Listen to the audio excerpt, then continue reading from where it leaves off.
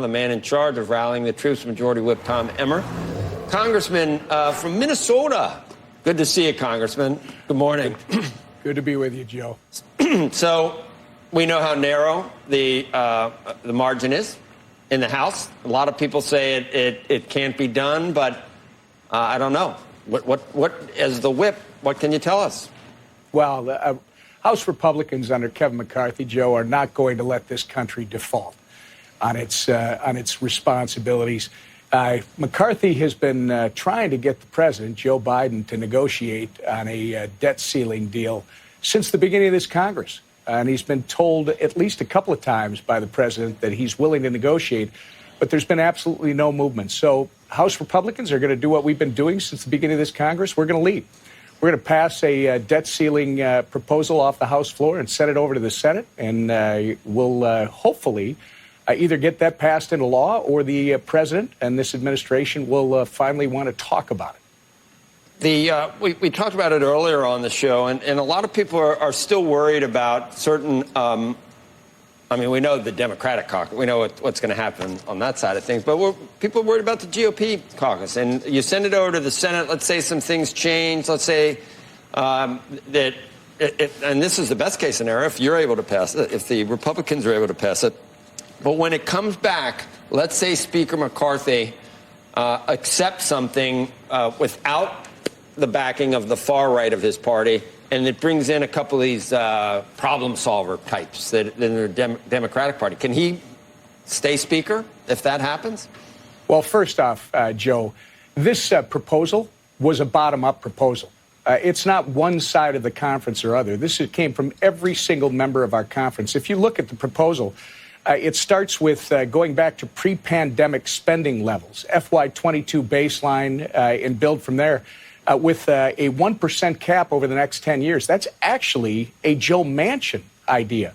The work requirements for Medicaid, for SNAP, for TANF benefits, those are actually Clinton-era work requirements that Joe Biden himself worked for. So this is not a one or the other side of our conference. This is every single member in the conference, and that's why I believe they're going to make history this week by passing it, sending it over to the other side, and making sure that we put this country on a better footing for the future.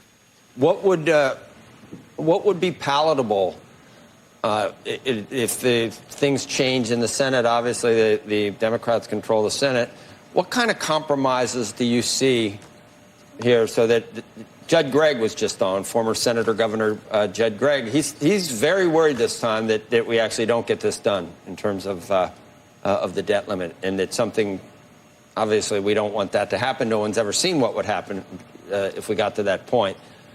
What would be acceptable from what comes back?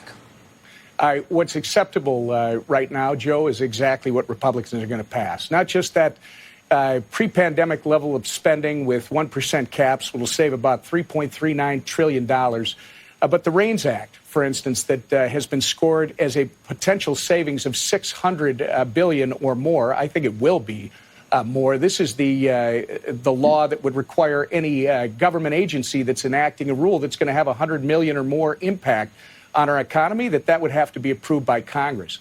Those work requirements will save about $135 billion, and more importantly, will help restart our economy by getting able-bodied, working-aged adults without dependents back into the workforce. So I think the proposal that House Republicans are going to move off the floor this week, that is the compromise. All right. Fingers crossed. At this point, what you think the chances, is it a zero chance that the debt limit, that this doesn't work? Is the chance zero? Because President Biden's got a lot. We talked about it, and he thinks that it will be blamed on the Republicans. That he has all the leverage in his view. Well, I mean, sadly, your previous guest, who believes that there's a big problem, apparently knows something that we don't on the other side of the aisle. The only way this doesn't work is if President Biden and the Democrats who are in charge decide they are going to allow this country to default. Republicans are not going to allow the country to default. And I would suggest that every fiscal reform in the last 30 years has been done the very way that we are proposing. And hopefully The president and Chuck Schumer and others on the other side of the aisle recognize this is not only the right thing to do, this is the responsible thing to do for the American people and our future, Joe. But your point, it's going to be just, right now, it seems like we're not getting anywhere. They want a total clean raise, so they're going to point to you. You're not going to do the clean raise. You're going to point to them because they won't pass what you guys are. They won't sign off on that. So we're still in our corners, aren't we, Congressman? Joe, there is no corner. Once the Republicans pass this, we will show you that we are not willing to allow this country to go into default. Then all the responsibility is going to be on the other side of the building and with the administration. We got to get this done for the American people, and hopefully Joe Biden will come up with some ideas because he hasn't had any so far, and Chuck Schumer has been completely absent from the process. Hopefully that will change after Republicans pass this proposal this week. Great. All right, Congressman, thank you. Appreciate it, and get whipping, whatever that means. Yeah, all right. Try to round them up. See you later. Coming up, the co-founder of one.